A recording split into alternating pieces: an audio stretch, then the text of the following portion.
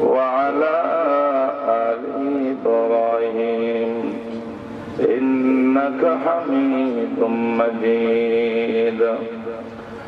أما بعد فأعوذ بالله من الشيطان الرجيم. بسم الله الرحمن الرحيم. لقد كان لكم في رسول الله أسوة حسنة لمن كان يرجو الله واليوم الآخر وذكر الله كثيرا. صدق الله مولانا العظيم. وقال رسول الله صلى الله عليه وسلم: تركت فيكم أمرين لن تضلوا ما تمسكتم بهما كتاب الله وسنة نبيه. وقال النبي صلى الله عليه وسلم: من يعش منكم بعدي فسيرى اختلافا كثيرا فعليكم بسنتي وسنة الخلفاء الراشدين المهديين تمسكوا بها وعضوا عليها بالنواجذ أو كما قال عليه الصلاة والسلام. পরম শ্রদ্ধেয় সভাপতি, দেশের হাজার হাজার উলামায়ে কেরামের উস্তাদ, আমার উস্তাদ মুহতারাম হযরত ঘাটগড়ের মরহুম সাহেব দামাত বরকাতুহুম, আজকের পরশুরাম সম্মিলিত উলামা পরিষদের উদ্যোগে আয়োজিত 20তম ইসলামী সম্মেলনের উপস্থিত উলামায়ে কেরাম, দেশের এলাকার শ্রদ্ধাভাজন মুরব্বিয়ে নিজাম, ব্যবসায়ী বন্ধুরা, প্রাণ প্রিয় যুবক ভাইয়েরা এবং সর্বস্তরের বেরাদারান ইসলাম,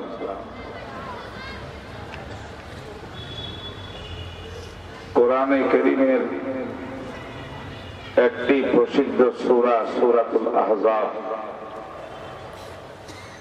এই প্রসিদ্ধ সূরার 21 নম্বর আয়াতখানা আপনাদের সামনে তেলাওয়াত করেছি। অতঃপর বিশ্বনবী সাইয়্যিদুল মুরসালিন হযরতে মুহাম্মদ আরবী সাল্লাল্লাহু আলাইহি ওয়াসাল্লামের দুটি অতি মূল্যবান হাদিস পাঠ করেছি। আল্লাহ পাক তৌফিক দিলে তেলাওয়াতকৃত আয়াত এবং হাদিসের উপরে কিছু আলোচনা করব। আল্লাহ আমাকে আপনাদের সকলকে আমলের নিয়তে গুরুত্ব সহকারে আল্লাহর কালামের, নবীর বাণী মর্মার্থ বুঝা, আমল করার তৌফিক দান করুন। মুহতারাম হাজিরিন, আমরা জানি যে হযরতে আদম এবং হাওয়া আমাদের আদি পিতা, আদি মাতা, এই দুজনকে আল্লাহ পাক সৃষ্টি করে জান্নাতে রাখছিলেন। জান্নাতের থেকে, বেহেশত থেকে আল্লাহ পাকের ইচ্ছা এই পৃথিবীকে আল্লাহর বান্দাদেরকে দিয়ে আবাদ করার জন্য আদম হাওয়া উভয়জনকে জান্নাত থেকে আল্লাহ পাক বের করে জমিনে পাঠিয়ে দিয়েছেন।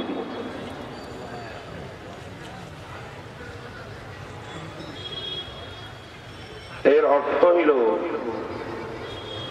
আদম এবং হাওয়া এই দুইজন আদি পিতা, আদি মাতার আসল বাসস্থান হইল জান্নাত। শুধু আমাদের পিতা মাতা আদম হাওয়ার বাড়ি জান্নাত না, শুধু আদম হাওয়ার মাধ্যমে তাম পৃথিবীর মানুষের আসল ঠিকানা জান্নাত।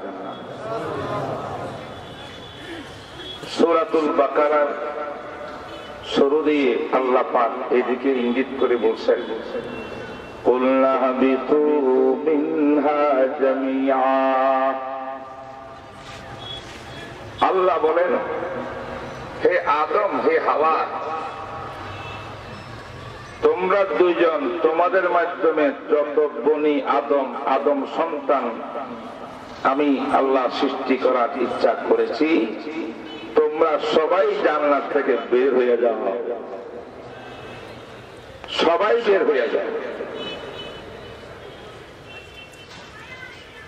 দেখেন, বাংলায় বলেন, ইংলিশে বলেন, বচন দুই প্রকার,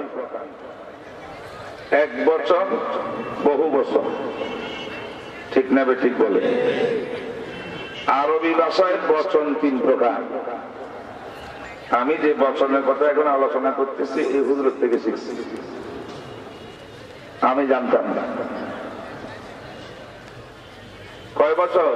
তিন বচন। এক বচন, দ্বিবচন, বহু বচন। একজন হইলে, এক বস্তু হইলে এক বচন, দুইজন দুই বস্তু হইলে দ্বিবচন, তার অধিক হইলে বহু বচন। বলেন তো আরবি ভাষায় বচন কয়টা? কোরআন আরবি কিনা? আরবি ভাষার কোরআনে আল্লাহ পাক বলেন, কুলনা হাবিতু, আমি আল্লাহ বললাম তোমরা সবাই চলে যাও, জমিনে চলে যাও। কাকে বলতেছে? আদমকে বলতেছে, হাওয়াকে বলতেছে। এখানে শব্দটাকে আল্লাহ পাক বহু বচন ব্যবহার করেছেন। ইহিবি এক বচন, ইহিবি তা দ্বিবচন, ইহিবি তু বহু বচন। আল্লাহ বলেন, তোমরা সকলে জান্নাত থেকে জামিয়ান একাত্রে চলে যাও। তাহলে বোঝা গেল জান্নাত থেকে আদম আর হাওয়াকেই আল্লাহ পাক জমিনে পাঠান নাই, তামাম মানব জাতিকে পাঠাইছে। তাহলে আমার এই কথা বুঝলে বলুন তো, আমাদের আসল বাড়ি কোথায়? জান্নাত। দুনিয়াতে আমরা পরে আসছি, কিন্তু আমাদের আদি পিতা মাতা আগে আসছে। পিতা মাতার ঔরসে, ওনাদের গর্বে আমরা কিয়ামত পর্যন্ত তামাম মানব জাতি তখন থেকে ছিল। না থাকলে আদম সন্তানের মধ্যে আমরা অন্তর্ভুক্ত হইতাম না। আদম হাওয়ার মাধ্যমে আল্লাহ পাক বলেন, সমস্ত আদম জাতি আসল বাড়ি জান্নাত। সেই জান্নাত থেকে আদম হাওয়ার মাধ্যমে পুরা জাতিকে আমি দুনিয়ার মধ্যে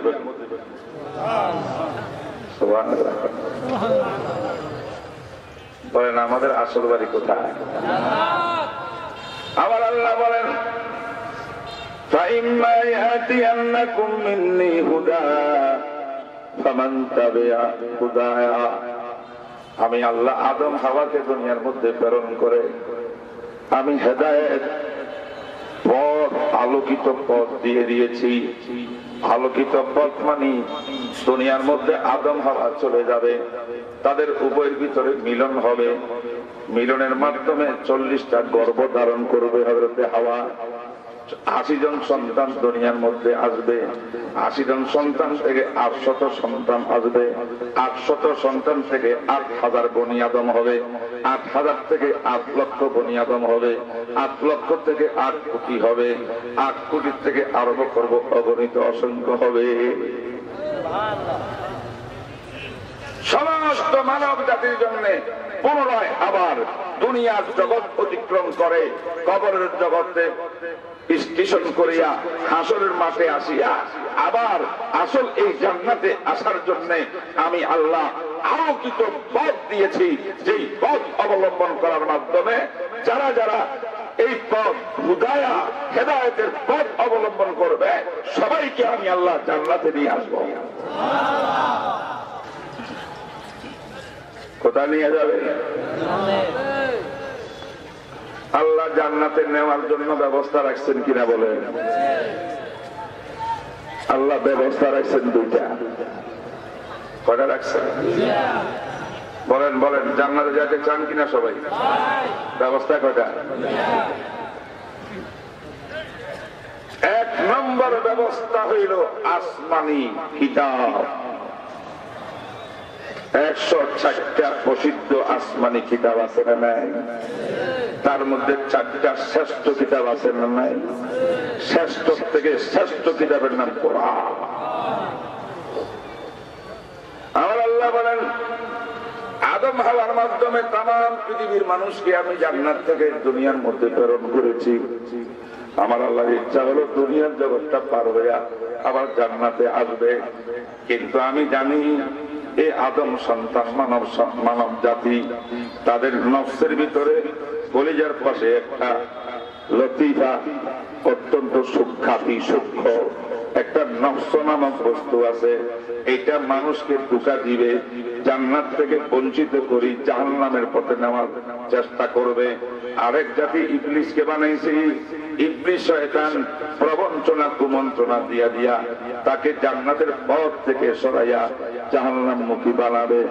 আমি আল্লাহ তাই মেহেরবানি করিয়া নফস আম্মারাত থেকে যেন মানব জাতি হেদায়েত মুক্ত হয়, শয়তান ইবলিস থেকে যেন মানব জাতি মুক্তি পায়। এই জন্য আমি দুই বস্তুর জন্য দুইটা বস্তু পড়াইছি। একটার নাম আসমানি কিতাব, আর একটার নাম হলো 1,24,000 নবী রাসূল। আল্লাহ জান্নাতে আবার পুনরায় নিয়ে যাবেন, ব্যবস্থা কয়টা? জোরে গান। একটা ব্যবস্থার নাম আল্লাহর নাযিলকৃত গ্রন্থ কিতাব, সর্বশ্রেষ্ঠ কিতাব, সর্বশেষ কিতাবের নাম কোরআন। আর একটা ব্যবস্থা যুগে যুগে নবী রাসূল প্রেরণ করেছে। সংখ্যাগত মুসনাদে আহমদ ইবনে হাম্বলের এক হাদিসের মধ্যে পাওয়া গেছে 1,24,000। ইতিহাসে বলে অথবা 2,24,000, যাই হোক না কেন 1 লক্ষ বা 2 লক্ষ হোক, সমস্ত নবী রাসূলকে আল্লাহ পাক দুনিয়ার মধ্যে প্রেরণ করেছেন মানব জাতিকে তার আসল ঠিকানা জান্নাতে নিয়ে যাওয়ার জন্য। বেহেশতে যাওয়ার পথ কয়টা হইল?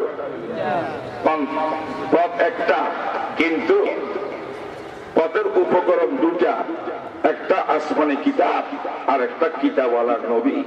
এদেরকে বলে রিজালুল্লাহ, কিতাবুল্লাহ।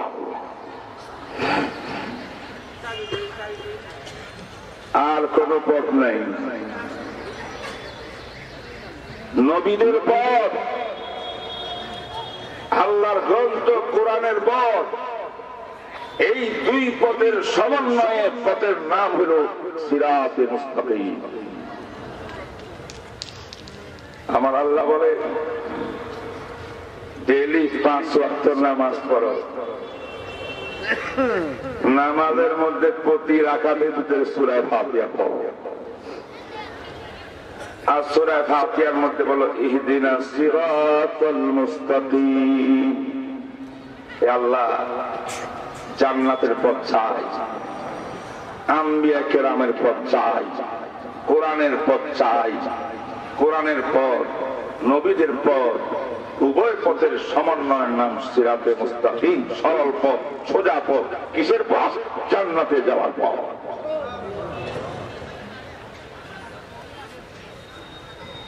তাহলে এই কথা আসলাম কিনা এতক্ষণের আলোচনায়? জান্নাতে আমাদের যাইতে হলে পদ্ধতি হবে দুইটা। একটা হলো নবীদের পথ, একটা হলো কোরআনের পথ। কোরআনের পথের নাম তো কোরআন আছে, নবীদের পথের নাম সুন্নাহ, হাদিস। নবীর হাদিস, কোরআনের ব্যাখ্যা। নবীর পথ, কোরআনের পথ, এই দুই পথ ছাড়া পৃথিবীর বুকে মানব জাতিকে শান্তি দেওয়ার, জান্নাতে নেওয়ার, শান্তির পথে নেওয়ার, আলোকিত পথে নেওয়ার আর কোন ব্যবস্থা নাই।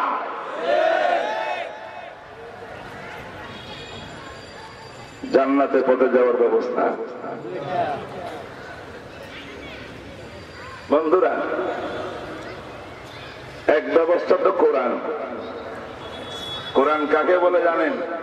আদমের আলাইহিস সালাতু ওয়াস সালামের উপরে আল্লাহ পাক যে সহিফা ছোটখাটো কিতাব অবতীর্ণ করছিলেন, 1,24,000 নবীদের উপরে যত কিতাব নাযিল করেছিলেন, সমস্ত কিতাবের এলেম, জ্ঞান, বিজ্ঞান, সায়েন্স, টেকনোলজি, যা যা জ্ঞান ভান্ডার আছে সব, এবং কোরআন আসার পর থেকে কিয়ামত পর্যন্ত মানব জাতির জন্য যত জ্ঞান ভান্ডারের প্রয়োজন সব উভয়টাকে মিলাইয়া আল্লাহ পাক 31 পারা কোরআনের মধ্যে রেখে দিয়েছেন।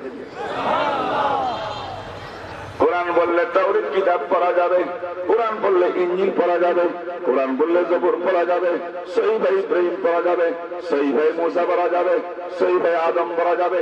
সমস্ত নবী রাসূলের উপরে যত কিতাব আল্লাহ অবতীর্ণ করেছেন সমস্ত কিতাবকে সমন্বয় করে এর অতিরিক্ত কিয়ামত পর্যন্ত মানব জাতির যত প্রকারের সমস্যা আসবে সব সমস্যার সমাধান দিয়ে আল্লাহ 30 পারা কোরআন বানিয়েছে।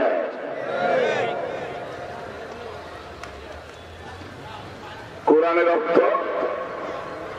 আসমানের থেকে নাজিলকৃত 160 আরো বেশি কম বেশ যত কিতাব, যত সহিবা, ছোট বড় যত কিতাব অতীতের নবীদের উপরে রাসূলদের উপরে অবতীর্ণ হয়েছিল সব আছে কোরআন। সব আছে কোথায়? কোরআনে। আরো কি আছে যা অতীতের কোন কিতাবের মধ্যে নাই? নবীজির রাসূলুল্লাহ সাল্লাল্লাহু আলাইহি ওয়াসাল্লামের জীবন থেকে নিয়ে কিয়ামতের শেষ মুহূর্ত, পৃথিবীর শেষ মুহূর্ত পর্যন্ত, কিয়ামতের আগ মুহূর্ত পর্যন্ত মানব জাতির আধুনিক যুগের মানুষের যত যাহা কিছু প্রয়োজন কল্যাণের পথ দেখানোর জন্য এইগুলোর বিবরণ, এলেম, জ্ঞান, জ্ঞানের ভান্ডার তাও আছে কোরআনে। এটা হলো কোরআনের কথা। জান্নাতে যাওয়ার পথ কয়টা? দুইটা। একটা হলো কিতাবের পথ তথা কোরআনের পথ, এবার আর একটা হলো নবীদের পথ। ঠিক না বেঠিক বলেন? তাহলে আমাদের কোরআন কোনটা? এমন কোরআন যে কোরআনের ভিতরে আদম আলাইহিস সালামের সহিফা কোরআনে পাওয়া যাবে, নূহ আলাইহিস সালামের সহিফা কোরআনে পাওয়া যাবে, ইব্রাহিম নবীর সহিফা কোরআনে পাওয়া যাবে, মুসা নবীর সহিফা কোরআনে পাওয়া যাবে, ঈসা নবীর সহিফা কিতাব কোরআনে পাওয়া যাবে, দাউদ নবীর কিতাব কোরআনে পাওয়া যাবে। সমস্ত নবী রাসূলের ছোট বড় সব কিতাবের জ্ঞান একত্রিত করে দিয়েছেন আমার আল্লাহ কোরআনে। তাইলে কোরআন শরীফ সর্বশ্রেষ্ঠ কিতাব। ঠিক না বেঠিক? আমাদের দেশের কিছু লোক কোরআন বাদ দিয়ে ইনজিল শরীফ পড়ে, তাওরীত শরীফ পড়ে, বাইবেল পড়ে। বাইবেলের দুইটা part, old testament, new testament, পুরাতন অধ্যায়, নতুন অধ্যায়। পুরাতন অধ্যায়ে তাওরীত আছে, নতুন অধ্যায়ে ইনজিল আছে। ওইটা ইহুদিদের, এটা খ্রিস্টানদের। এইগুলা পরে জ্ঞান অর্জন করার জন্য হে মুসলমান, এই নবীর উম্মত কোরআন সামনে থাকলে খোদার কসম আদম থেকে নিয়ে ঈসা পর্যন্ত কোন নবী রাসূলের কোন কিতাব পড়তে করার কোন প্রয়োজন নাই।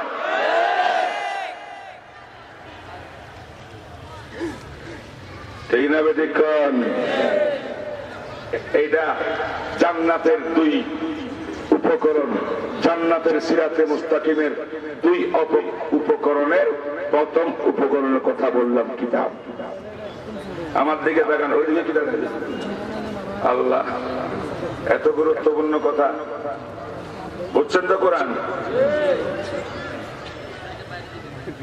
এবার আমাদের নবীটা কেমন? কোরআন হলো শ্রেষ্ঠ কিতাব। আমাদের বিশ্ব নবী মুহাম্মদ রাসূলুল্লাহ সাল্লাল্লাহু আলাইহি ওয়াসাল্লাম তিনি হলেন বিশ্ব সেরা নবী। কথা কয় না? আমাদের নবীর মতো এত বড় নবী নাই, কোরআনের মতো এত বড় কিতাব নাই। এই জন্য কিয়ামত পর্যন্ত মানব জাতি হাজার হাজার বছর থাকবে, কোন নতুন কিতাব আসবে না, নতুন নবীও আসবে না। কোরআনের পরে কোনো কিতাব নাই, বিশ্ব নবীর পরে কোনো নবী নাই। ঠিক না বেঠিক বলেন? আমার ভাইরা, আমাদের নবীকে আল্লাহ পাক কেমন বড় বানিয়েছেন। আমি কোরআন কারীম থেকে একটা নবীর শানে একটা কথা বলতে চাই। আল্লাহু আকবার।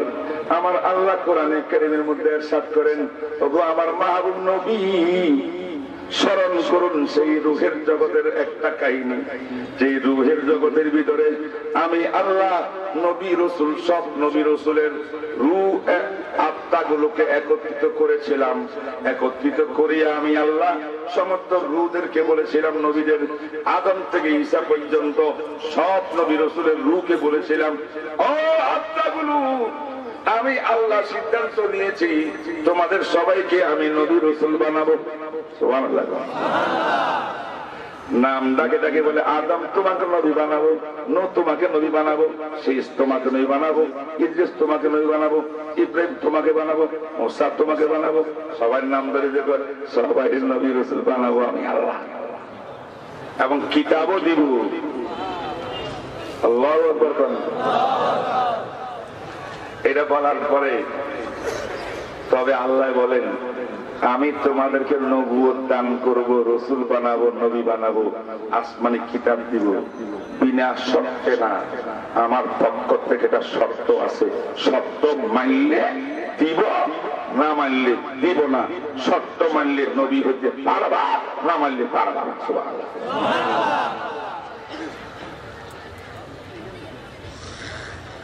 নবীরা হয়তো মনে মনে বলছেন, আল্লাহ আমরা তো নবুয়ত চাইলাম না, আপনি আমাকে দান করার ঘোষণা দিচ্ছেন, আবার শর্ত দিচ্ছেন। আল্লাহ আপনার তো আমাদের মাবুদ, যাই বলেন তাতে আমরা দিয়েছি। সুবহানাল্লাহ। এখনো আসে নাই, কি শর্তে দিবেন? শর্ত আসে নাই।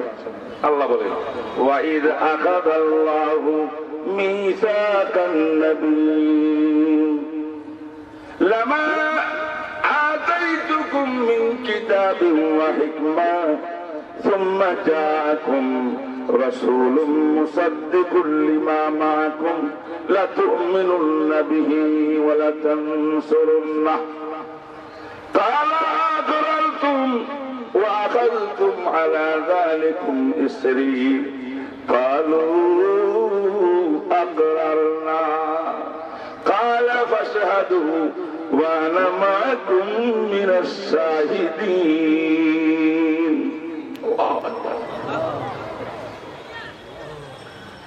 এত লম্বা আয়াতের তাফসীর করার সুযোগ আমার নাই।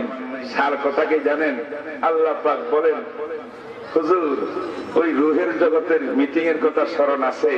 আমি সব নবী রাসূলের রূহগুলোকে একত্রিত করে বলছিলাম, তোমাদের সবাইকে আমি নবী রাসূল বানাবো, কিন্তু এর আগে তোমরা আমাকে মিসা ওয়াদা দিতে হবে, কমিটমেন্ট দিতে হবে। সেই কমিটমেন্ট আর ওয়াদা হইল কি?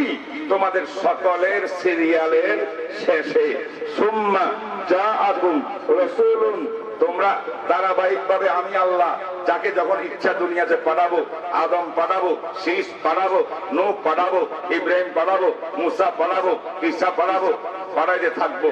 বাই সিরিয়াল, সর্বশেষ সিরিয়ালে যার পর আর নবী আসবে না, সেই সর্বশেষে একজন মহান রাসূল আমি দুনিয়াতে প্রেরণ করব। মহান রাসূল প্রেরণ করব,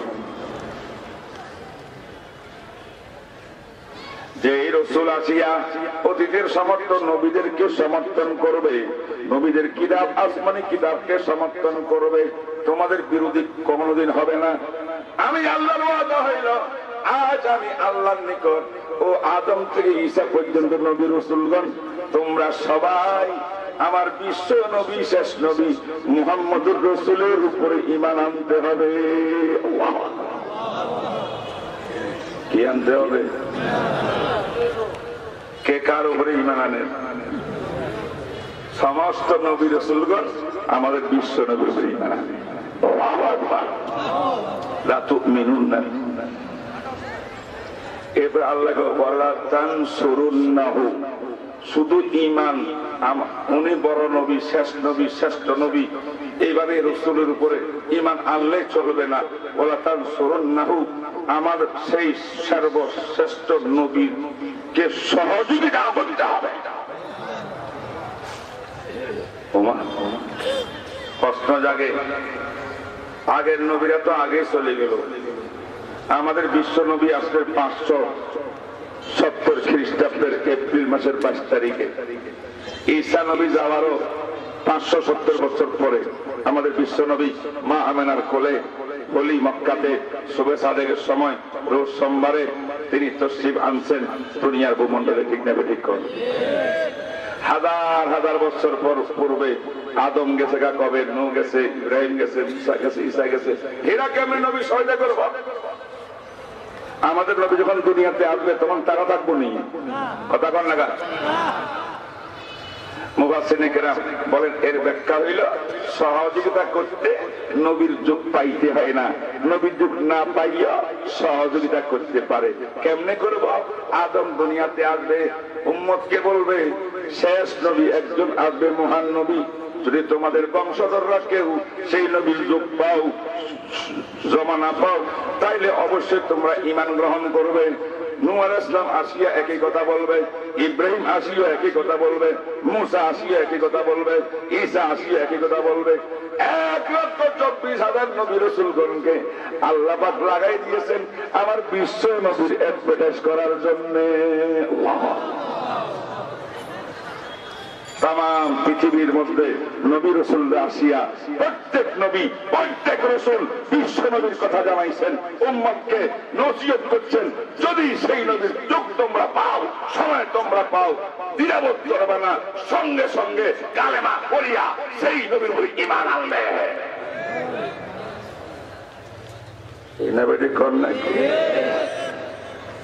তার অর্থ কি? কালা আখরারতুম ওয়া আখাযতুম আলা যালিকুম ইসরি। আল্লাহ কয় শর্ত দিলাম মানসুনি কো। কাকে বলে? নবী রাসূলগণকে বলে আমার শর্ত মানছো কিনা, মজবুত ওয়াদা করছো কিনা। হালকা ওয়াদা হইলে চলবো না, কথা বুঝেন নাই? এবার সব নবীরা আদম থেকে ঈসা পর্যন্ত কি বলে? কালু আকরারনা, মানে নিলাম, আল্লাহ ওয়াদা মানে নিলাম, ওয়াদা করলাম। শেষ নবীকে ঈমান আনলাম, শেষ নবীকে ঈমান আনলাম, ওনার সহযোগিতা করব। যুগে যুগে যখন আপনি আমাকে দুনিয়ার মধ্যে প্রেরণ করবেন, সেই নবীর এলান করব, ঘোষণা করবে। যারা দেখে দুনিয়ার পৃথিবীর আনাস কানাসে সেই আদম থেকে নিয়ে কিয়ামত পর্যন্ত বিশ্ব নবী মুহাম্মদ রাসূলের প্রচার চলবেই চলবে। কেমন নবী পাইছেন খেয়াল করছেন? খেয়াল করেন নাই? এর অর্থ কি জানেন? আমাদের বিশ্ব নবীকে নবী না মানলে আদম তো নবী হতে মুশকিল, নূহ আলাইহিস সালাম নবী হওয়া মুশকিল, ইব্রাহিম নবী হওয়া মুশকিল। এর অর্থ এই নয় অন্য নবীরা ছোট, নাউজুবিল্লাহ। সমস্ত নবী আম্বিয়া কেরাম আল্লাহ পাকের কাছে মহান মর্যাদার অধিকারী, কোন সন্দেহ নাই। কিন্তু তার মধ্যে ছোট বড় আছে। আল্লাহর কুদরত, আল্লাহ পাক তার বিশ্ব নবীকে সমস্ত নবীদের মাধ্যমে ওয়াদা নিয়া, কমিটমেন্ট নিয়া আমার বিশ্ব নবীকে বিশ্ব নবী বানিয়েছে। তাহলে এমন নবী আর এমন কোরআনকে জান্নাতের পথের আলো বানাইতে রাজি কারা কারা আছেন? সবাই হাত তুলে রাখেন, হাত নামায়েন না। সবাই ওয়াদা করছেন তো জান্নাতে যাওয়ার ব্যবস্থা কি? রাসূলের আদর্শ মানতে হবে, কোরআন মানতে হবে। রাজি আছেন তো? আল্লাহ তুমি কবুল করো। এবার সামনে কথা এতটুকু বুঝছেন তো? বুঝছেন তো? এখন আমাদের রাসূলকে মানিয়ে আমাদের চলতে হবে, কোরআনকে মেনেই চলতে হবে। ঠিক না বেঠিক? মানা দুই মানা আছে। মানা কয় প্রকার? রাসূলের চাচা একজন ছিল না আবু তালেব। আবু তালেব নবীজির চাচা কিনা? আমাদের নবীর চাচাকে, চাচা আবু তালেব মক্কার লিডার ছিল, বড় নেতা। রাসূল যখন নবী হইয়া তাওহীদের কথা বলতেছেন, ইয়া আইয়ুহান নাস কুলু লা ইলাহা ইল্লাল্লাহ তুফলিহুন। আল্লাহু আকবার। আল্লাহ ছাড়া মাথা কোথাও ঝুঁকানো যাবে না। লাতের কাছে মাথা ঝুঁকবে না, হুবুল মূর্তির কাছে মাথা ঝুঁকবে না, উদের কাছে মাথা ঝুঁকবে না, কোন গায়ুলের কাছে মুসলমানের প্রবাল ঝুঁকবে না, কোন বাবার দরবারে ঢুকবে না, গাউসের দরবারে ঢুকবে না, গায়ুলের দরবারে ঢুকবে না। এই কুবার এক আল্লাহ।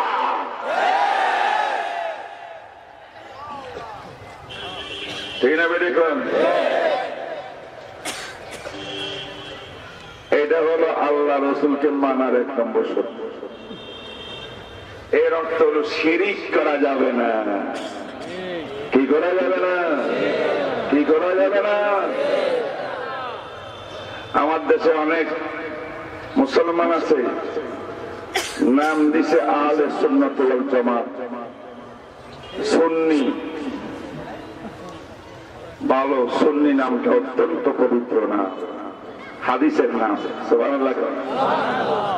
সুন্নি নাম ভালো না খারাপ? হাদিসের নাম। সমস্ত মুসলমান নবী রসুলকে, কোরআনকে যারা মানে সব সুন্নি। মনে রাখবেন, মুসলমান কোনদিন ওয়াহাবি হইতে পারে না। মুসলমান ওয়াহাবি হইতে পারে না।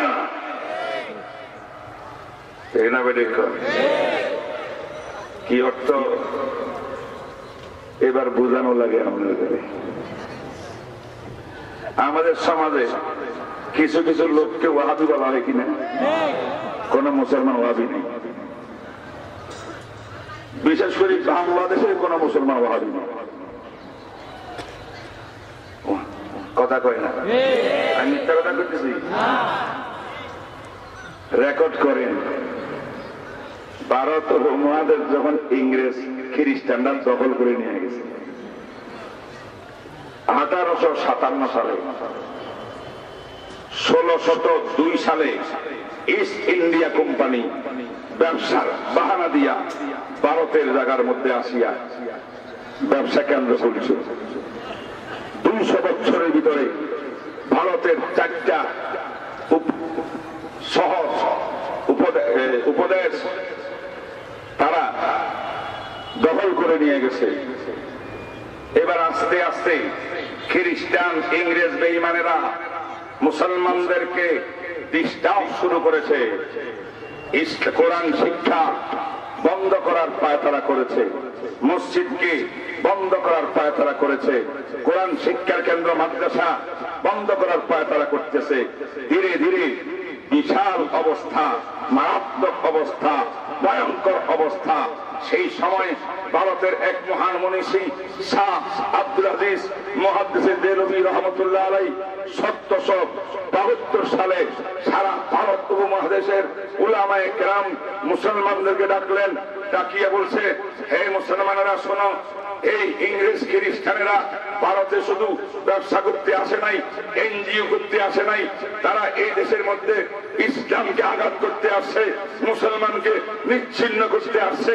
ভারত উপমহাদেশে মুসলমান থাকতে দিবে না, কলমা পড়নেওয়ালা মুসলমান তারা রাখবে না, কোরআন শিক্ষা রাখবে না, হাদিস শিক্ষা রাখবে না, নামাজ পড়ার এবাদ কালাম রাখবে না, সব ধীরে ধীরে সব বন্ধ করতেছে। সুতরাং আমি সাফ মনে করি ইংরেজকে এই ভারতকে আগ্রাসন করতে আর দেওয়া হবে না। এই মুহূর্ত থেকে মুসলমানদের উপরে জিহাদ করিয়া খ্রিস্টানদেরকে এই দেশ থেকে বিতাড়িত করে ভারতকে স্বাধীন করা, ভারতকে স্বাধীন করা আমাদের উপরে ভার।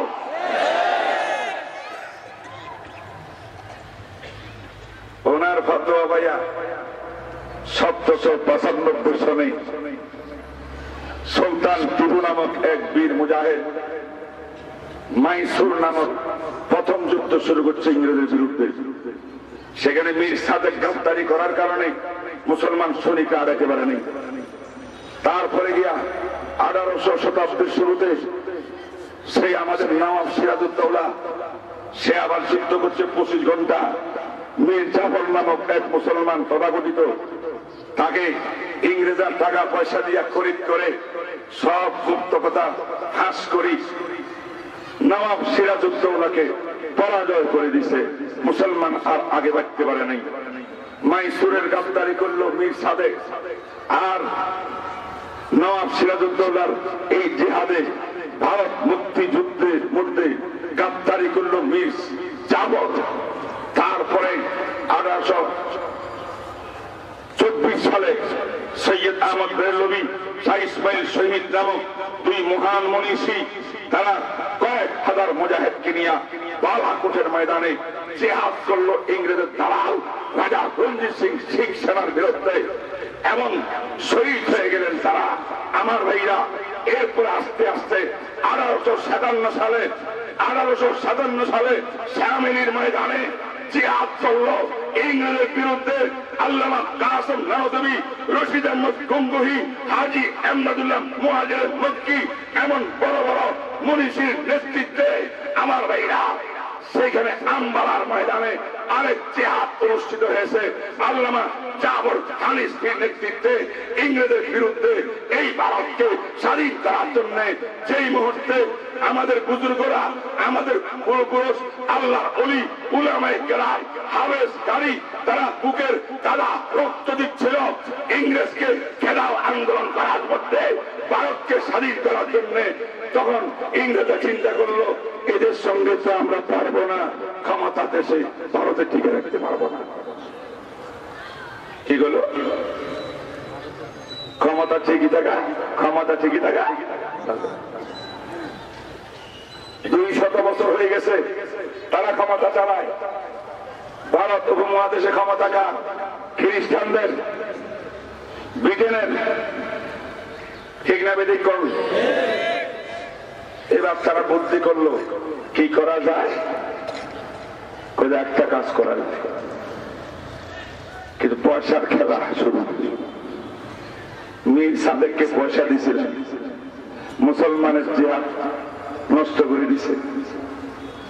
মীর জাবরকে জায়গা জমিন দিয়া আমাদের পক্ষে আনাতে নবাব সিরাজউদ্দৌলা ব্যর্থ হয়ে গেছে। কিন্তু জিহাদ তো থামছে না, বারবার হচ্ছে। এই দেশে থাকা যাবে না, থাকতে হলে এক কাজ করতে হবে। বড় বড় লোক কারা ধর্মীয় লাইনে মুসলমানদের ভিতরে, তাদেরকে টাকা পয়সা দিয়া কোন রকম পাওঠাও করা যায় কিনা। তখন 3 জন ব্যক্তিকে সেই ভারতের মধ্যে ইংরেজ বেদিনরা তারা খরিদ করেছে, টাকা পয়সার লোক দিয়ে ব্রেন ওয়াশ করাইছে 3 জন ব্যক্তিকে। এই 3 জন ব্যক্তির মাধ্যমে যারা মুসলমানরা বুকের তাজা রক্ত দেশে দিচ্ছিল এই ভারতকে স্বাধীন, ভারত উপমহাদেশকে স্বাধীন করার জন্য, এই দেশে মুসলমানদের অস্তিত্ব রক্ষা করার জন্য, মসজিদ মাদ্রাসা রক্ষা করার জন্য, কোরআনী শিক্ষা তাবলীগ রক্ষা করার জন্য, ঠিক সেই মুহূর্তে আমার ভাইরা ওই ইংরেজরা 3 জন লোককে খরিদ করে তাদেরকে লাগাই দিছে। তাদেরকে যারা জিহাদ করে আমাদের বিরুদ্ধে, ইংরেজের বিরুদ্ধে জিহাদ করে, তাদেরকে ওয়াহাবি আখ্যায়িত করে কাবের ফতোয়া দাও, ওয়াহাবি আখ্যায়িত করে কাবের ফতোয়া দাও। যখন কাবের ফতোয়া হবে, ওয়াহাবি আবিষ্কার হবে, মুসলমানের 2 ভাগ হয়ে যাবে, কেউ সুন্নি হবে, কেউ ওয়াহাবি হবে, পরস্পর দ্বন্দ্ব হবে। মুসলমানের ভিতরে দ্বন্দ্ব সৃষ্টি করতে পারলে আমরা ইংরেজরা এই ভারতবর্ষের ভিতরে ক্ষমতা দাঁড়াতে পারব।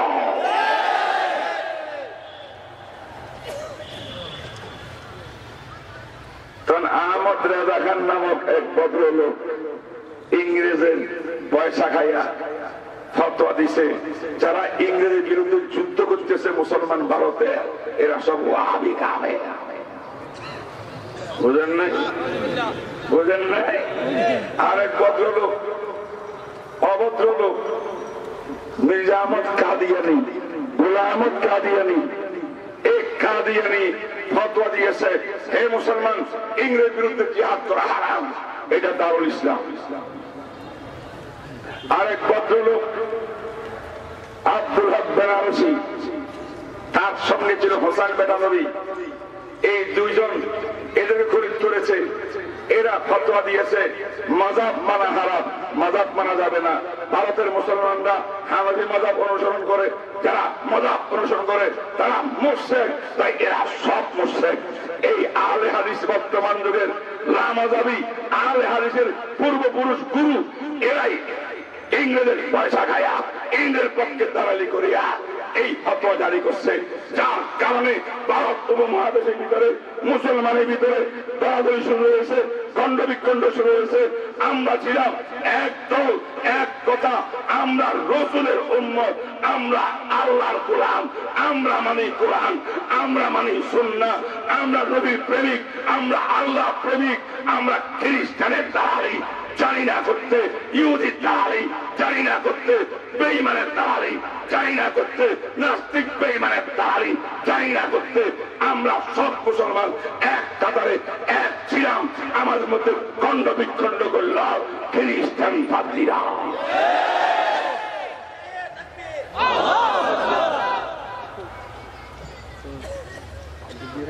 খণ্ড বিখণ্ড করার জন্য ইউকে সেই ব্রিটেনের খ্রিস্টানরা শব্দ আবিষ্কার করবো ওয়াহাবি। ওয়াহাবিটা কোত্থেকে আমদানি হয়েছে? জোরে বাংলা খ্রিস্টানদের আবিষ্কার। খ্রিস্টানরা নিজের মুখে বললে কেউ বিশ্বাস করবো না, একবারে পাগড়ি টুপিওয়ালা বড় জবরদস্ত এমন কিছু হুজুরকে ফেরত করিয়া এদের মাধ্যমে ওয়াহাবি ফতোয়া দিলে কি হবে? মুসলমান বিশ্বাস করবে, ঠিক না ঠিক বলেন? সুতরাং এই জন্য বলছি, খ্রিস্টানদের থেকে আমদানিকৃত ওই দালালদের ফতোয়া মতো দুনিয়ার মধ্যে হক্কানি করে মুসলমান ওয়াহাবি হইতে পারে না। হক্কানি সমস্ত মুসলমান আহলে সুন্নাত ওয়াল জামাত।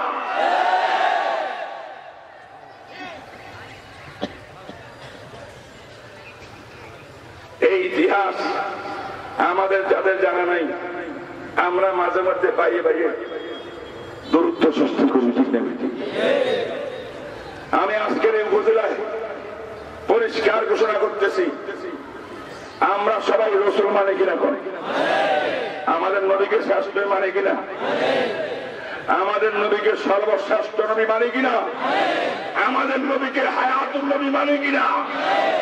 যারা নবীর এই আকীদার বিশ্বাসী, কোরআন বিশ্বাসী, আল্লাহ বিশ্বাসী, আমরা মুসলমান, আমরা হব এক। আমাদের মধ্যে বিভেদ থাকবে না, আমাদের মধ্যে ফাড়ল থাকবে না, মসজিদে মসজিদে গুতাগুতি থাকবে না, বাইরে বাইরে মারামারি থাকবে না, ঝগড়াবিরা থাকবে না। আমরা সব হব পাক্কা মুসলমান। এই না বেঠিক করে আমরা হানাফি কিনা? আলহামদুলিল্লাহ। যারা নিজকে সুন্নি বলে তারাও হানাফি, যাদেরকে ওয়াহাবি গালি দেয় তারাও হানাফি। হানাফির মধ্যে একমত, আল্লাহর ওলিকে ওলি মানার মধ্যে একমত, কোরআন মানার মধ্যে একমত, নবীর সুন্নাত মানার মধ্যে একমত, হায়াতুল নবী মানার মধ্যে একমত, নবীর সম্মান মানার মধ্যে একমত। এই বিষয়ে যারা একমত আছে আমরা এক থাকবো, কাঁধে কাঁধ মিলিয়ে। খ্রিস্টান, বেঈমান, ইহুদি, কাফের, মুশরিক, খ্রিস্টান, ইহুদি, সেই বৌদ্ধ, সেই বার্মার সরকার, নাস্তিকদের বিরুদ্ধে জিহাদ করবো। কারা যারা তো এর হাত তুলে দেয়।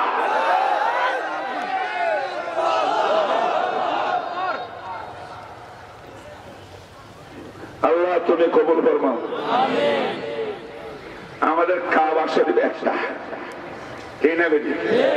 কেবলা নামাজ পড়ি সবাই কোন দিকে বেরিয়া? কেবলার দিকে। হজ করি কোথায়?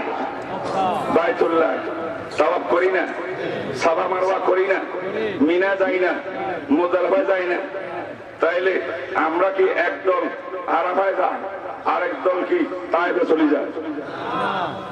আমাদের আল্লাহ এক, আমাদের বিশ্ব নবী এক, আমাদের বলেন কাবা এক, আমাদের কেবলা এক, আমাদের নামাজ একরকম, আমাদের হজ একরকম, যাকাতের মাসলা একরকম, হজের মাসলা একরকম। আল্লাহু আকবার। মৌলিক বিষয়ে কোন দ্বন্দ্ব নাই। তাই বর্তমান দুনিয়াতে মুসলমানে খুঁটি গাড়ি সামান্য বস্তু নিয়ে মারামারি করার সুযোগ নাই। আসতে হবে মুসলমান একেদা।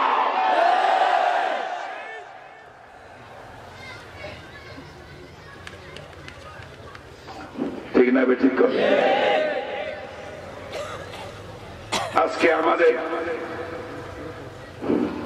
বিভাগ ভাগাভাগি, আমাদের ঐক্যের বিনষ্টের কারণে আজ বৌদ্ধরা সুযোগ পাইতেছে, হিন্দুরা সুযোগ পাইতেছে, ইহুদি খ্রিস্টানরা সুযোগ পাইতেছে, নাস্তিক বেঈমানরা সুযোগ পাইতেছে। আমাদের বাংলাদেশের এক বুদ্ধিজীবী বুঝেন, বুদ্ধি বেশি বেশি তারপরে বাক্যায় মানুষ তাকে কোন মুরগি চোর, আমি জানি না কেন করে। নাম তার ডক্টর শেহরিয়ার, ঠিক না? শেহরিয়ার কবি, শেহরিয়ার কবিরে বলে, শোনেন, আমাদের মাননীয় প্রধানমন্ত্রী শেখ হাসিনা, ওনার কাছে আমরা উলামায়ে কেরাম জাতীয় শিক্ষা পাঠ্যপুস্তকের মধ্যে যে সমস্ত খ্রিস্টানের আকীদা ঢুকাইছে, হিন্দুদের রসম ঢুকাইছে, আবু বকর সিদ্দিকের জীবনী বাদ দিছে, ওমর ফারুকের জীবনী বাদ দিছে, অনেক ইসলামিক কালচার বাদ দিয়া অনেক ইসলামিক কালচার ঢুকাইয়া আমার দেশে এটা সিলেবাস করছে। জানেন না এটা? উলামায়ে কেরাম আন্দোলন করছেন, মিছিল মিটিং করছেন, অবশেষে আমরা পুরা বইগুলা পড়িয়া বিরাট একটা তালিকা তৈরি করেছি, কোথায় কোথায় সমস্যা। এইগুলো মাননীয় প্রধানমন্ত্রীর কাছে আমার লেখা স্বরাষ্ট্রমন্ত্রীর হাতে আমি দিয়েছি, তিনি প্রধানমন্ত্রীকে দিয়েছেন, এবং এইভাবে উলামায়ে কেরাম দফায় দফায় বৈঠক করছেন।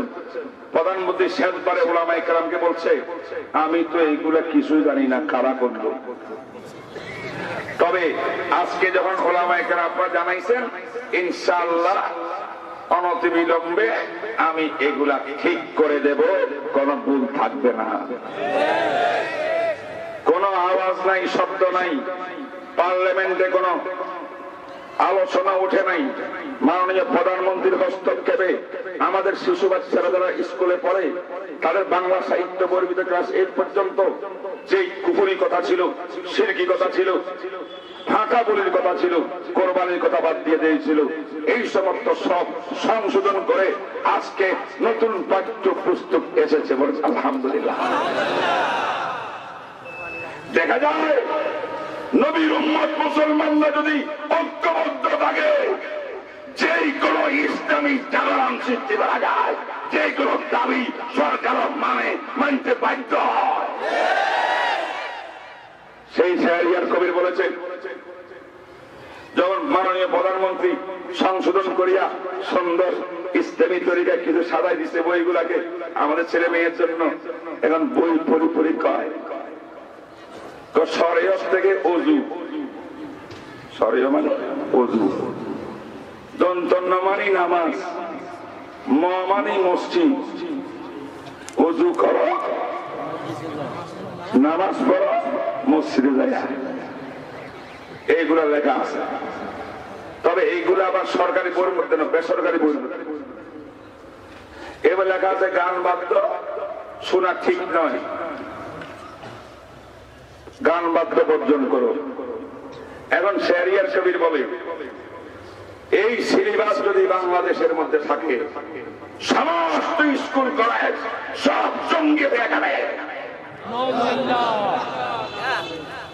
এই সিলেবাস রাখা যাবে না। স্বাধীন বাংলাদেশে ওযুর কথা, নামাজের কথা, মসজিদের কথা আসতে পারবে না। যদি আসে আমরা এই দেশে থাকবো না। আমি বললাম, তোমাদের মতো নাস্তিক বেঈমানের শাহজালালের পবিত্র ভূমিতে, এই বাংলার জমিতে থাকার অধিকার আমায়, চলে যাও হিন্দুদের দেশে।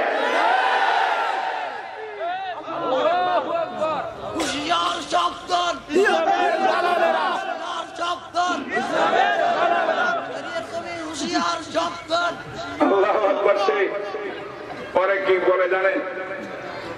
বলে মসজিদের কথা বলে জঙ্গি হয়ে যাবে, নামাজের কথা জঙ্গি হয়ে যাবে। হে নামাজ প্রশ্ন, এটা আল্লাহ বিশ্বাস করে না, নামাজিদেরকে জঙ্গি বলা মসজিদকে জঙ্গির আস্তানা বলা, মাদ্রাসাকে জঙ্গির আস্তানা বলা একমাত্র বেঈমান কাফের নাস্তিকের পক্ষে সম্ভব, কোন মুসলমান বলতে পারে না।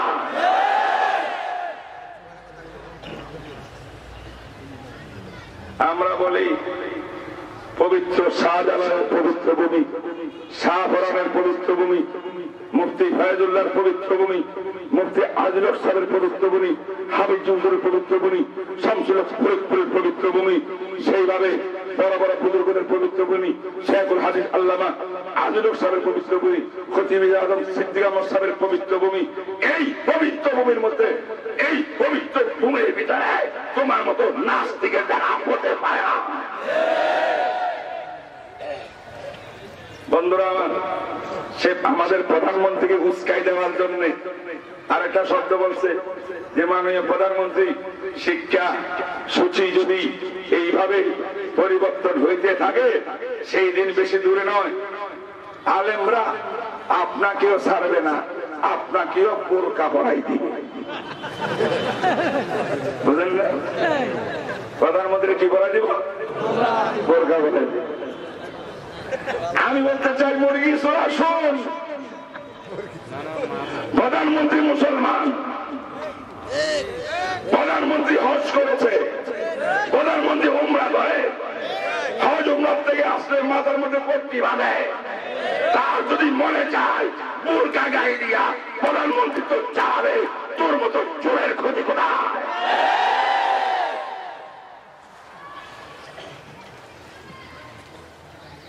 দেখেন, আমাদের পরস্পর দুর্বলতার কারণে নাস্তিকরা মাথার মধ্যে বসিয়ে পেশাব করতেছে। তাই আমি বলতে চাই পরশুরাম উপজেলার বন্ধুদেরকে, নবীর উম্মত আল্লাহর বান্দাদেরকে মেহেরবানি করে পরস্পর কাদা চোরাচুরি করবেন না, ওয়াহাবি সুন্নি বিভক্ত করবেন না। আমরা সব আহলে সুন্নাত ওয়াল জামাত। ঢাকা শহরে একটা সংগঠন করেছি, আল্লাহ করাইছে, আহলে সুন্নাত ওয়াল জামাত পরিষদ বাংলাদেশ। এই সংগঠনের চেয়ারম্যান হলেন মুফতি মাওলানা নুরুল ইসলাম অলিপুরি সাহেব, আর মহাসচিব হলাম আমি নগণ্য। আরো দেশের বড় বড় ওলামায়ে কেরাম আছেন। সারা দেশে এখন আমরা যারা ইংরেজের দালালি করে এদের ব্যাপারে কথা বলতেছি, বিশেষ করে আহলে হাদিস যারা মাযহাব মানাকে শিরক বলে। নাই আহলে হাদিস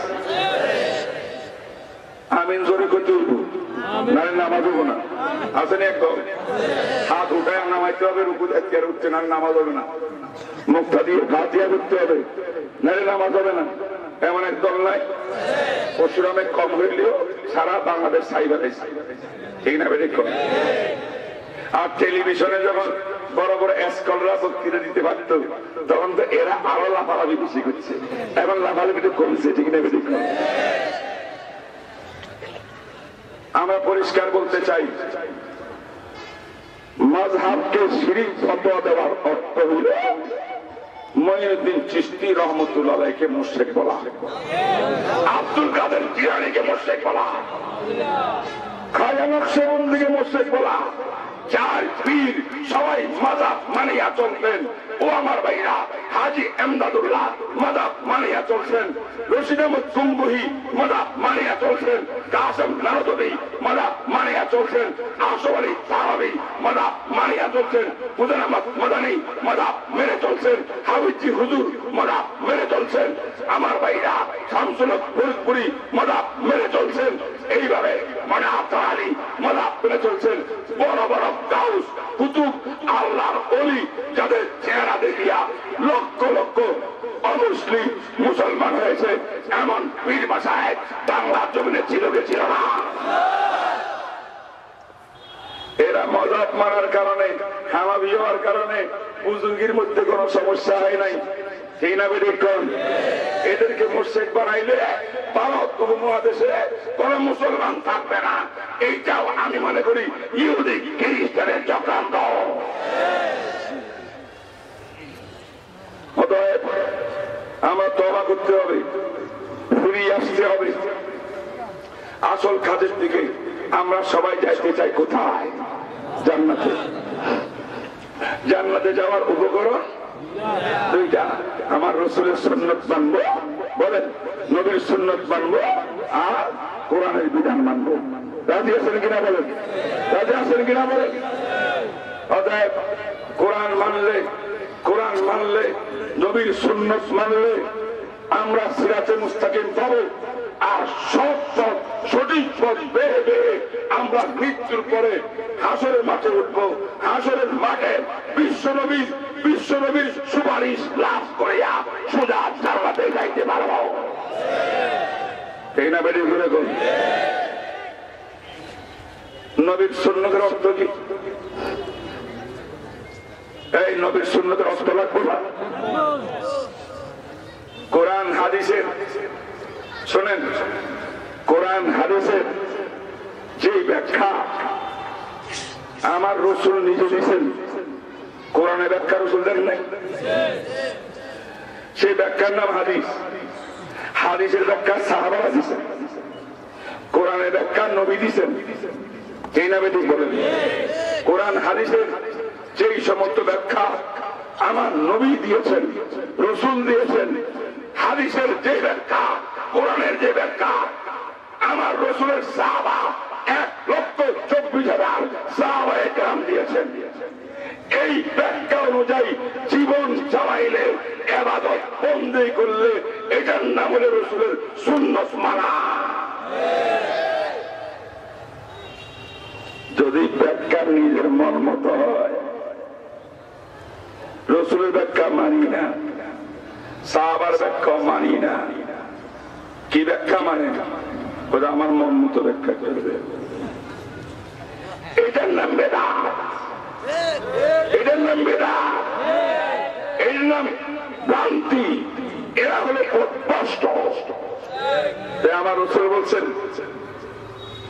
আমার উম্মতের 73 দল হবে, এক দল জান্নাতে যাবে, 72 দল আকীদাগত গুমরাহি পথভ্রষ্টতার কারণে জাহান্নামে যেতে হবে। কথা বুঝেন নাই? বুঝেন নাই কথা? কয় দল? সাহাবায়ে কেরাম জিজ্ঞেস করছেন, হুজুর যারা জাহান্নামে যাবে এদের ব্যাখ্যা শোনার আমার দরকার নেই, জান্নাত আর বেহেশতে কারা যাবে তার সুস্পষ্ট ব্যাখ্যা আপনি দেন।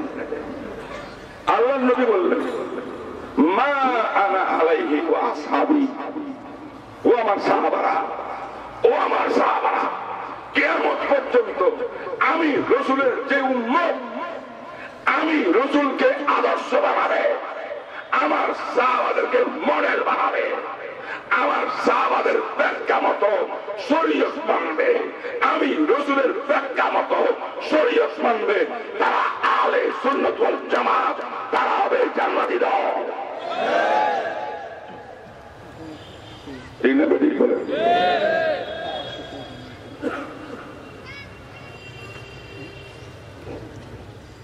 আমি আপনাদেরকে একটা ব্যাখ্যা দিই, উদাহরণ দিই, দেব নাকি?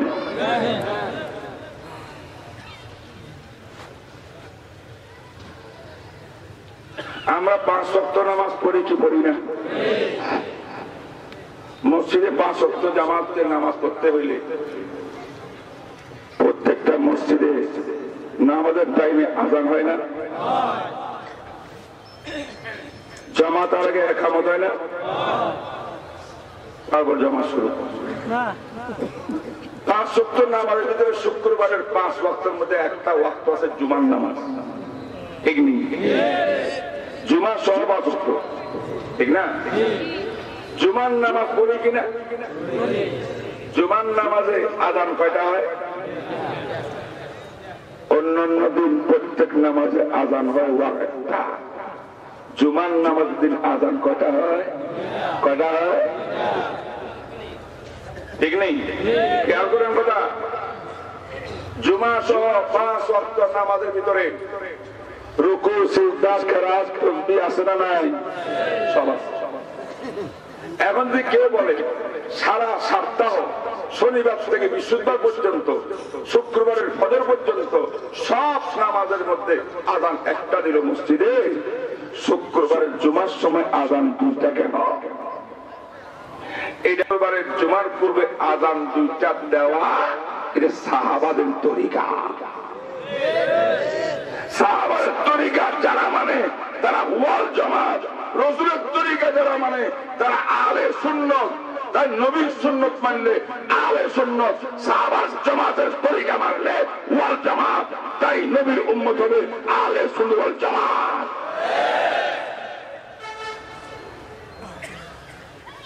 এরপরে আসেন আমরা জানাজার নামাজ পড়ি কিনা? জানাজার নামাজের আগে আযান কটা? একামত আছে নি? আযানও নাই, একামত নাই। এটা কি নামাজ না? নামাজ না? নামাজ। প্রত্যেক নামাজের আগে আযান হইল, জুমাতে দুইটা হইল, একামত হইল, জানাজা নামাজে নাই কেন? এই প্রশ্নের উত্তর হবে আমার নবীর তরিকায় জানাজার নামাজের পূর্বে আযান একামত নাই। এই নামে দেখুন রাসূলের আদর্শের ভিতরে জানাজার মধ্যে আসেনি আযান একামত। আচ্ছা আরেকটা মাস্টার শুনেন,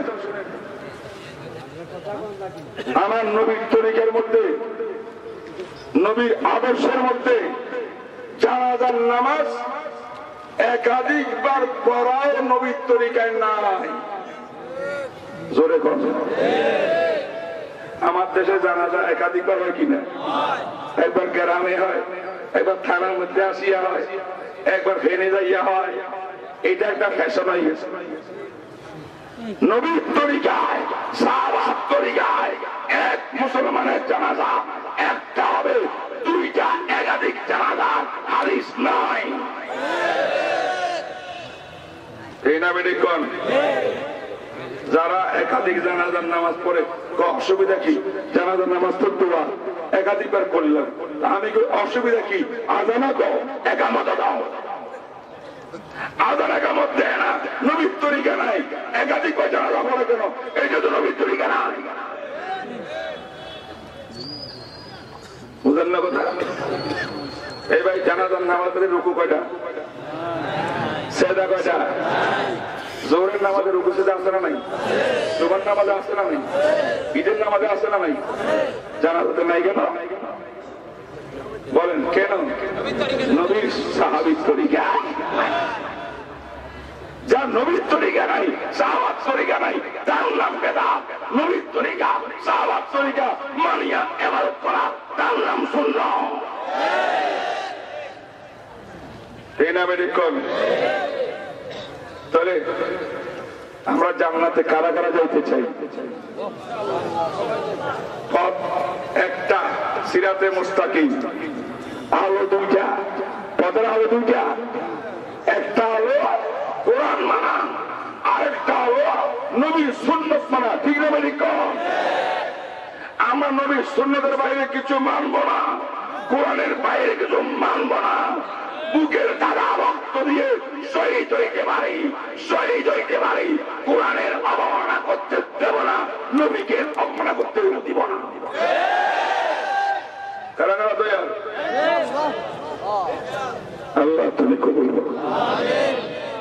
এই জন্য আল্লাহ পাক বলেন লাকাদ কানা লাকুম ফি রাসূলিল্লাহি উসওয়াতুন হাসানাহ। নিঃসন্দেহে রাসূলুল্লাহর মধ্যে আছে সাল্লাল্লাহু আলাইহি ওয়াসাল্লাম উসওয়াতুন হাসানাহ। মুসলমানের সবচেয়ে বড় মডেল আদর্শ আছে নবী রাসূলুল্লাহর জীবনে। এই নামে দেখুন কারা কারা মানবেন? সবাই মানবে, কোন ভুল বুঝাবুঝি থাকবে না, ভেদাভেদ থাকবে না। সবাই আমরা নবী মানি, সবাই রাসূল মানি, সবাই আমরা নবীকে খাতামুন নবী মানি, শেষ নবী মানি, সর্বশ্রেষ্ঠ নবী মানি, কবরে জীবিত মানি। মানি কি মানি না? এবং মানি এটা সাহাবায়ে কেরাম তো আমরা মানি, সাহাবার বাইরেও যাব না, নবীর বাইরেও যাব না। নবীর তরিকা সাহাবার আদর্শকে জীবনের সম্বল বানাইয়া, মডেল বানাইয়া, ইবাদত বন্দেগী থেকে নিয়ে জীবনের সব কিছু জালাল করতে পারবো।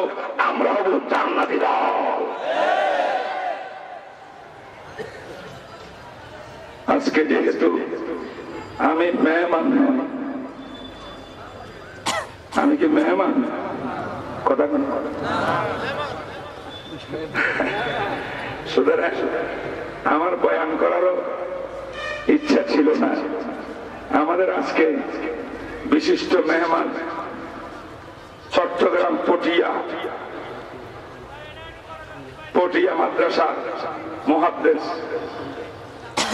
যিনি 2 বছর আগে এখানে আসছিলেন, গুরুত্বপূর্ণ বয়ান রাখছিলেন, হযরত মাওলানা আখতার হোসেন সাহেব। তিনি আসতে রাস্তায় লেট হইতেছে, আমি তাড়াতাড়ি আসিয়ার সময় বাঁচালাম, মাঝখানে মাইক ধরছি। ওনারা আমাদের মেহমান, উনি বয়ান করবেন এখন। ওনার পরে কুয়াকাটার হাবিবুর রহমান মিসবাহ, সারা দেশে আলোড়ন সৃষ্টিকারী বক্তা, গত বছর আসছিল। আপনাদের দাবির মুখে এই বছর দাওয়াত দিছি, এবার যদি চান আবার তার আবার দাওয়াত দিতে হবে। উনিও বয়ান করবেন, শেষ বয়ান। আমি আর কথা লম্বা না করিয়া আয়াতের ব্যাখ্যা, হাদিসের ব্যাখ্যা দিকে যাইতে পারি নাই। মোটামুটি যে জরুরি কয়েকটা কথা বলার দরকার ছিল আল্লাহ বলাইছে। আমাকে আল্লাহ আমল করার তৌফিক দাও, আপনাদের সবাইকে আমল করার তৌফিক দাও। আল্লাহ এই পরশুরাম সম্মিলিত ওলামা পরিষদকে কবুল করুক, আমাদের ভিতরে ঐক্য সৃষ্টি হওয়ার তৌফিক দান করুক। আমরা পরস্পর কাদা ছোড়াছড়ি করবো না। সব ভাই, কালমা পড়নেওয়ালা সব মুসলমান ভাই, সব নবীর উম্মত, আল্লাহর বান্দা, আমরা কাঁধে কাঁধ মিলাবো, একে অপরকে সালাম দেব, মহাব্বত করব। এইভাবে ইনশাআল্লাহ ধীরে ধীরে ঐক্য প্রতিষ্ঠা হবে। প্রাচীরের মতো ঐক্য যখন প্রতিষ্ঠা হয়ে যাবে, মুসলমানদের ইসলাম নিয়া